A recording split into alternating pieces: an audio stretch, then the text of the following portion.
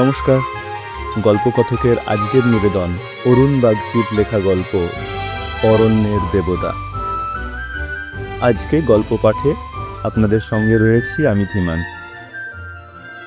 আসুন একটু দেরি না করে শুরু করা যাক গল্প। সাবরু নদীর ধার পর্যন্ত এসে গোটা দলটা থমকে দাঁড়ালো। একটু আগে সূর্য অস্ত গিয়েছে।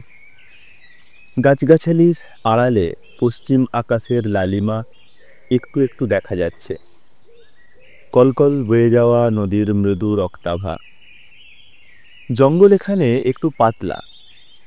ঝোপঝাড়ের আড়ালে থেমে হাতিগুলো দেখল দলের সর্দার সুর তুলে হাওয়া শুঁকছে।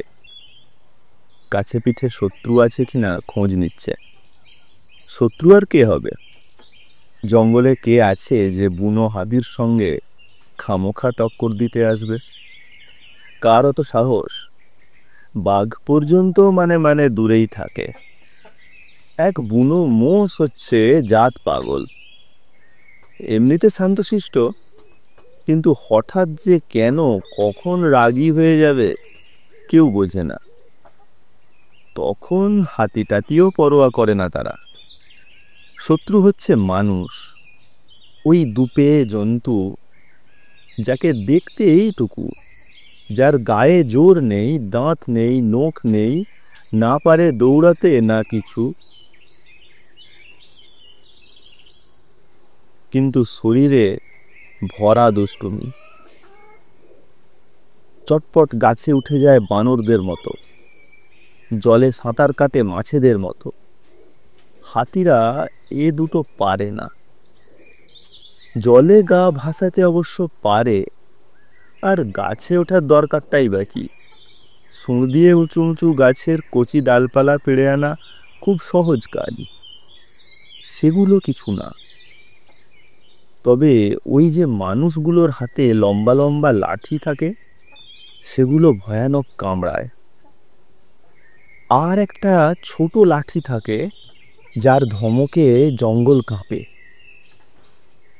ওই ধমক আর আগুন সব জীবজন্তু ভয় পায়। ভয়েই মরে যায় হরিণ, শুয়োর, মুরগি।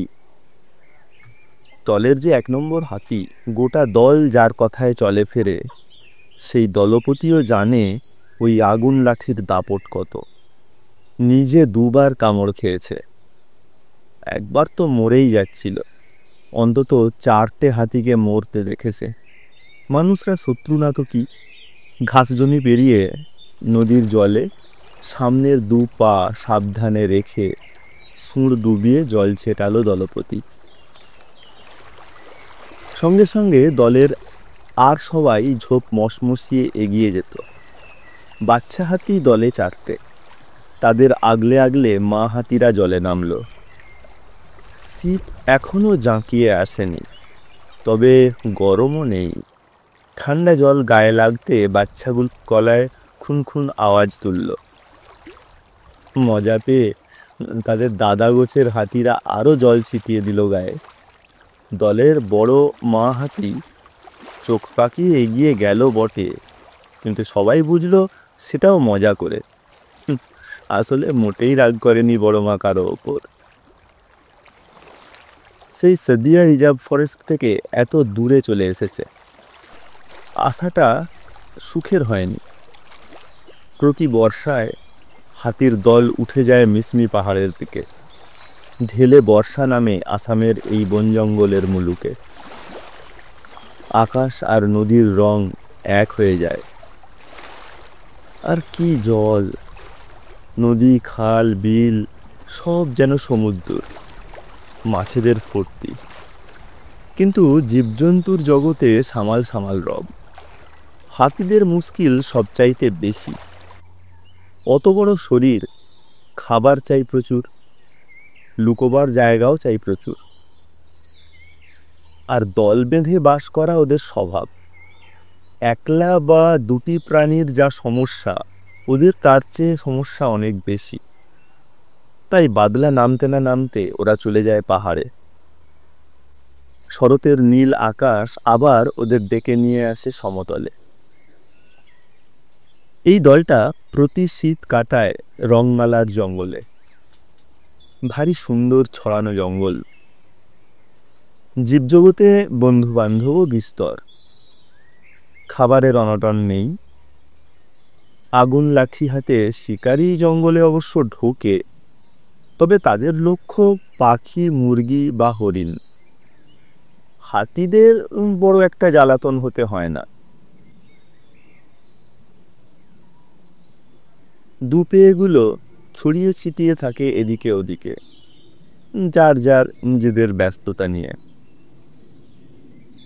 তারাজলা অন্ধকারে সাবরু নদী পেরোতে পেরোতে দলপতি ভাবছিল আজ রাতটা মিরিহারামের জঙ্গলেই কাটাবে। ওখান থেকে রংমালার বন মোটেই দূরে নয়, তবুও রাতটা মিরিহারামেই কাটানো ভালো। আসলে ভিতরে ভিতরে একটু কাবু হয়ে পড়েছে দলপতি। বয়স হচ্ছে সে তো বটেই, সারা জীবনের যত বিপদ, ঝঞ্ঝাট, ঝগড়া, শরীরের নানা জায়গায় নানান ক্ষত, সব এখন যেন থেকে থেকেই টনটনিয়ে ওঠে। বাঁ পা টানতে কষ্ট হয় মাঝে মাঝে। এখন যদি তার পুরনো শত্রু সেই লেজ ছাঁটা বাঘটা কিংবা ডান্সিং একটু ভাঙা সেই মোষটা লড়াই করতে আসে, তবু দলপতিকে জব্দ করতে পারবে না। ও তাদের মহড়া নিতে পারবে অক্লেশে। যদি দলের উঠতি জোয়ান মদ্দা হাতি দুটো একটাও তেরিয়া ভাব দেখায়, ও গ্রাহ্যও করবে না। দলপতির ভয় অন্যত্র। সে বেশ বুঝতে পারছে ওই দুপেয়েগুলোর সঙ্গে লড়াই করে সবাই হেরে যাচ্ছে। হাতিরা হারছে, বাঘ, মোষ, গন্ডার, শুয়োর, সাপ সবাই হারছে। এমনকি এই যে বিরাট ভয়াল অরণ্য, এই যে উঁচু উঁচু আকাশ ছোঁয়া আলো আড়াল করা প্রাচীন বনস্পতি, এগুলোও হেরে যাচ্ছে। খুব বাচ্চা বয়সে একবার পিঁপড়েদের উপর খুব রেগে গিয়েছিল সে। বুনো জামের কচি পাতা আরাম করে খাচ্ছে, খেয়ালই নেই যে একটা মস্ত পিঁপড়ের বাসা ওই ডালে রয়েছে। বিষ পিঁপড়েগুলো ভয়ে হোক বা রাগে হোক তিড়বিড় করে বেড়াচ্ছিল। তার ছোট্ট শুঁড়ে, নাকে, মুখে, চোখের কোলে এমন ডজন ডজন কামড় দিয়েছিল যে বেচারা ছটফট করে মরে। তারপর পিঁপড়ে দেখলেই ও খেপে যেত, লড়াই করতে যেত তাদের সঙ্গে। দলের সবচেয়ে বুড়ো হাতি জগদ্দলকে গোটা দলটা তুচ্ছ-তাচ্ছিল্যই করত না শুধু দলপতি, এই এখনকার দলপতি। বাচ্চাটাকে খুব ভালোবাসত জগদ্দল। ওর ওই পিঁপড়ের সঙ্গে যুদ্ধ দেখে একদিন চুপি চুপি বলেছিল, হাতি হয়ে হাতির মর্যাদা ভুলে গেলি? ওইটুকুন পিঁপড়ে, ওদের কি ক্ষতি তুই করবি? তাছাড়া শোন, এই জঙ্গলে কটা হাতি বলতো? পিঁপড়ে ছড়িয়ে আছে এদিক ওদিক সব দিকে। কটাকে তুই মারবি? কটাকে তুই মারবি, শিক্ষা দিবি? ছাড় সব পাগলামি। ওটা ভাবলে হাসি পায় এখন দলপতির। কিন্তু মানুষ তাকে ভাবায়, খুব ভাবায়। ওই পিঁপড়েদের মতোই যেন অসংখ্য হয়ে পড়ছে দুপেয়েগুলো। যেদিকেই যাও সেদিকেই ওরা। এই এবার মিসমি পাহাড় থেকে সমতলে আসতে গিয়েও বারবার হোঁচট খেয়েছে দলটা। চেনা জঙ্গল সব যেন হারিয়ে যাচ্ছে। সেই জায়গায় গজিয়ে উঠেছে গ্রাম আর গ্রাম, কিলবিল করছে মানুষ আর মানুষ। মানুষ মানে শুধুই ঝামেলা তাও অবশ্য নয়। গ্রাম মানে ক্ষেত খামার, পাকা ধান, মকাই, আখ। একটা মাঠে আধরাত কাটালে পেট পুরে খাওয়া হয়ে যায়। শরীরের মজাটাই তখন অন্যরকম। সারা দিনটা জঙ্গলে ছায়ায় ছায়ায় কি আলস্যে ফুর্তিতে কেটে যায়। কিন্তু জঙ্গলটাই যে উধাও হয়ে যাচ্ছে। সনিয়ার রিজার্ভ ফরেস্ট কি সুন্দর ঘন গাছে ভরে থাকতো। দুপেরা এসে গাছ কাটতো, কিন্তু সে তো বুড়ো বুড়ো গাছ। বন তাতে আরো সবুজ, আরো প্রাণবন্ত হয়ে থাকতো। এখন যেন বাছবিচার নেই। মানুষ আসছে আর ধমাধম গাছপালা কেটে সাফ করে দিচ্ছে। দেখবার, শোনবার, থামাবার কেউ নেই। গোটা দলটা এসে মিরিহারামের মাটিতে পা রাখল। দলপতি গলায় শব্দ তুলে বলল, সাবধান, কেউ এগিয়েও না, আগে আমি দেখে আসি চারিদিক। ঝলমল করছিল দিনটা। বন্দুকের নলে চোখ রেখে দেখছিল নন্দেশ্বর ময়লা টয়লা আছে কিনা। নেই একরত্তি, তবু আবার পশমি ন্যাকড়াটা ঢুকিয়ে দিল নলের মধ্যে। বন্দুক সাফ রাখা তার অভ্যেস ছিল, এখন ব্যারাম হয়ে দাঁড়িয়েছে। এসডিও সাহেব, মুক্তারামবাবু এতক্ষণ ভেজর ভেজর এমন করে গেছেন যে বন্দুক সাফ না করে তোর কান সাফাই করাই উচিত ছিল, বলল ইরশাদ। সে তুই কর, আমার এ কান দিয়ে কথা ঢুকে ও কান দিয়ে বেরিয়ে যায়।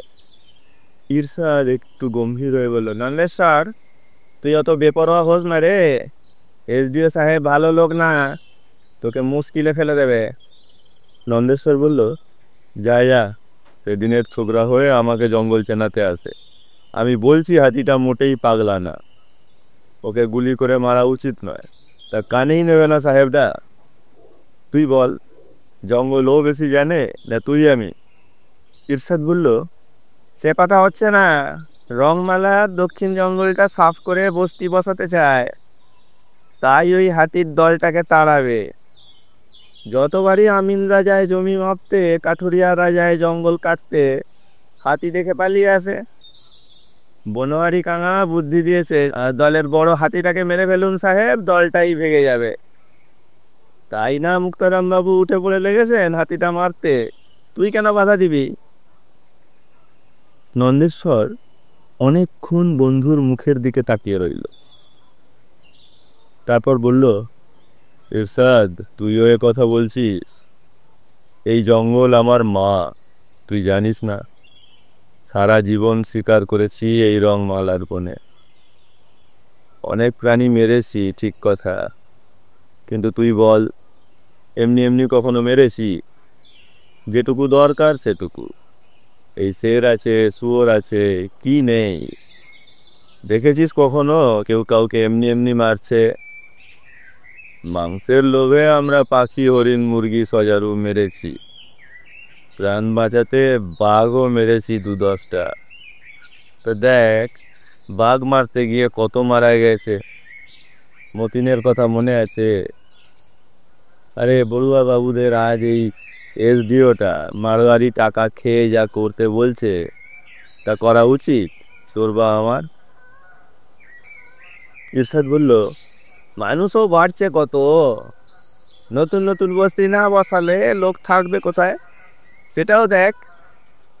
নন্দেশ্বর বলল, আমি তোর মতো একটা পরীক্ষাও পাস করিনি রে ইরশাদ। তবু বলতো, পৃথিবীটা কি শুধু মানুষদের? পাখি, বানর, হাতি, হরিণ, বাঘ, এদেরও না? এমন সুন্দর একটা জঙ্গল, সেটা কেটে ফেলতেই হবে, এই কথাটাই তো বুঝতে পারছি নে। কেউ আমায় বুঝিয়ে দিবি? আর ওই যে হাতিটা, তুই জানিস না গত ২০ বছর ধরে আমি ওকে দেখে আসছি। ওর খাওয়া, কান নাড়ানো, সুর দোলানো, ওর জলে ফোয়ারা তুলে স্নান, চাঁদের আলোয় স্থির হয়ে দাঁড়িয়ে ঘুমন্ত দলকে পাহারা দেয় যেন একটা পাহাড়ের টুকরো। জানিস, ওকে আমার জঙ্গলের দেবতা বলে মনে হয়। সাহেব যতই ফন্দি আটুক, হাতিটাকে আমি মারতে দেব না। জঙ্গলের ভিতর দিয়ে ধীরে ধীরে গোটা দলটাকে নিয়ে এগোচ্ছিল দলপতি। দক্ষিণ জঙ্গলের শেষে নেপালিদের গ্রাম। সেখানে আজ রাত্রে ফসল খেতে যাচ্ছিল হাতিরা। বাচ্চা হাতিদের সামলে একেবারে শেষে আসছিল জগদ্দল। উঁচু টিলার উপরে প্লাস্টিকের চাদর পেতে তার ওপর বসেছিলেন মুক্তারামবাবু। আচমকাই এক পশলা বৃষ্টি হয়ে গিয়েছে। চারিদিক ভিজে সপসপে। হিহি কাঁপুনি উঠে আসছে মাটি থেকে। কয়েক দফা চা খেয়ে ফ্লাক্সটা প্রায় খালি করে এনেছেন এসডিও সাহেব। পাশে রাইফেল হাতে শিকারী মনিরাম। শিবসাগরে জরুরি তলব পাঠিয়ে তাকে ডেকে নিয়ে এসেছেন মুক্তারামবাবু। মনিরাম অভয় দিয়ে যাচ্ছিল। কিচ্ছু চিন্তা নেই স্যার, যত বড় হাতিই হোক আমি এই রাইফেল দিয়ে তাকে কাত করে ফেলব। তবে পরে দেখবেন স্যার যেন বিপদে না পড়ি, হাতি মেরে এসেছে জেল খাটতে না হয়। মুক্তারামবাবু বললেন, আরে দূর, আমি আছি কি করতে? হাতি মারা আইনে বারণ সে কি জানি না? তবে হাতি যদি আক্রমণ করে তবে আত্মরক্ষার জন্য তাকে মারা চলে। আর হাতি মারা যায় হাতি পাগল হয়ে গেলে। আগে তুমি তো মারো, তারপর যা করার আমি করব। সার্টিফিকেট লিখে দেবো তোমাকে, কিচ্ছু ভেবো না। মনিরাম বলল, আজকের পরিবেশটা ভালো, হাওয়াটা উল্টো দিক থেকে বইছে, অনেক দূর থেকে আমরা হাতির গন্ধ পাবো। ওরা একেবারে কাছে এসে না গেলে পাবে না। চলতে চলতে দলপতি থমকে দাঁড়ালো। জঙ্গলের সুঁড়ি পথে ওটা কি? সামনে রাস্তা বন্ধ করে। এদিকটায় বন পাতলা হয়ে এসেছে, অদূরেই ক্ষেত, গন্ধ ভেসে আসছে ধানের, দেখাও যাচ্ছে। এই সময়ে ওটা হঠাৎ কোথা থেকে এলো? দলপতিকে থমকে দাঁড়াতে দেখে গোটা দলটাই স্থির হয়ে গিয়েছিল। একটা দুরন্ত বাচ্চা কেবল কৌতুক চাপতে না পেরে এগিয়ে যাচ্ছিল সামনে। সুরের ঝটকায় মা তাকে শাসন করে দিল। সামনেই ডুমুর গাছের ডালে বন্দুক হাতে বসে ঈর্ষাদও চিনতে পারছিল না শিকারী নন্দেশ্বরকে। খালি গা, পরনে শুধু ময়লা একটা ল্যাঙ্গট, মাথায় মিসমি টুপির ওপর গাছের কটা তীর তীর ডাল বেঁধে আছে, কোমর থেকে ঝুলছে আরও কিছু ডালপালা। হাতির দলটাকে দাঁড়াতে দেখে নন্দেশ্বর আস্তে আস্তে শরীর দুলিয়ে নাচ জুড়ে দিল। যা যা গণেশ বাবা ফিরে যা, সামনে দুশ্মন সামনে মৃত্যু, আসিস না, জঙ্গলে যা, জঙ্গলে যা পালিয়ে জঙ্গলের ছা। মিরি ভাষায় এই ছড়া সেই ছেলেবেলায় গাইতে শুনেছে মাকে।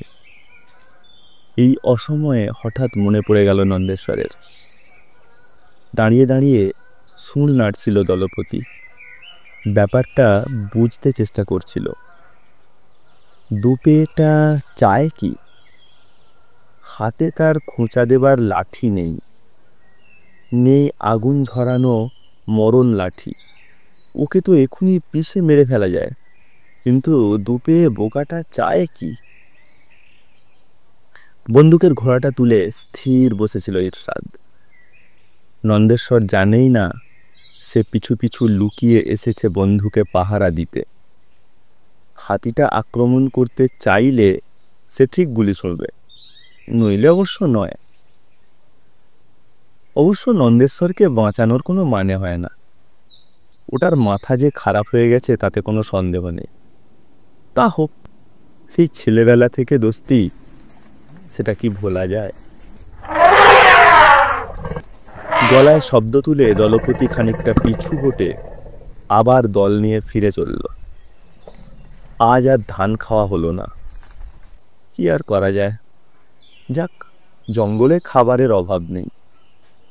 দলের সবাই ভাবল, একটা মাত্র খালি হাত পা দুপেয়েকে দেখে সর্দার ভয় পেয়ে গেছে। তা ভাবুক, ভয় সে খায়নি। সে এমন একটা কাণ্ড দেখেছে যার কোনো মানে হয় না।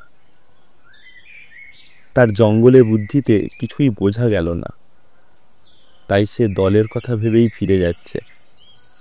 দল আগে, তার নিজের সম্মান অসম্মান পরে। ইরশাদ নেমে এলো গাছ থেকে। আজ তুই ওকে বাঁচালি, কাল কি করবি? নন্দেশ্বর তার সব দাঁত বের করে হাসল। হে হে হে হে, সে কাল দেখা যাবে। দেখলি হাতিটাকে?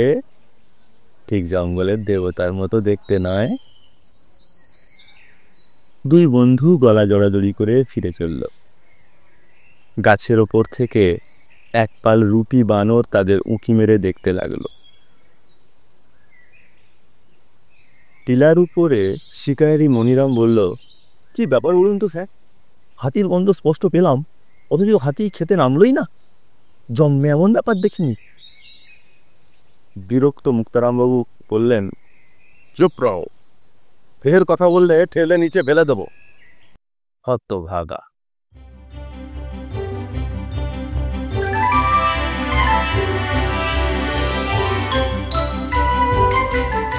শেষ হলো আমাদের আজকের গল্প অরণ্যের দেবতা।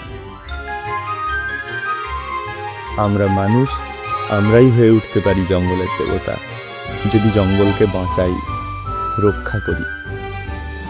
যেটা হয়ে উঠেছে নন্দরাম, ভালোবেসেই দেবতা হওয়া যায়। যাই হোক, গল্প কেমন লাগলো জানাবেন কিন্তু। যদি ভালো লেগে থাকে তাহলে লাইক, সাবস্ক্রাইব এবং কমেন্ট করে আমাদের জানান আপনাদের সেই অনুভূতি। আমরা উৎসাহিত হব।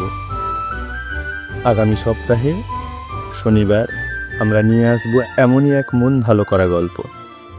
সঙ্গে থাকুন, শুনতে থাকুন গল্পকথক।